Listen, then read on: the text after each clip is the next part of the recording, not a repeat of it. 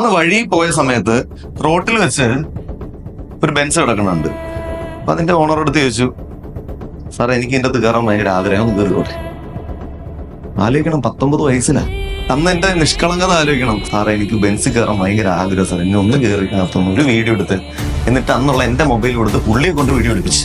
ഇത് 19 വയസ്സിൽ നൂല് വലിക്കണ നവീൻ കുമാർ അന്ന് ആഗ്രഹിച്ച് കയറിയാണ്. ഇന്ന് ഞാൻ ബെൻസിലെ വന്ന താഴെ കിടക്കുന്നുണ്ട് വണ്ടി. കാരണം അത് അന്നോട്ട് കൊടുത്തതാ.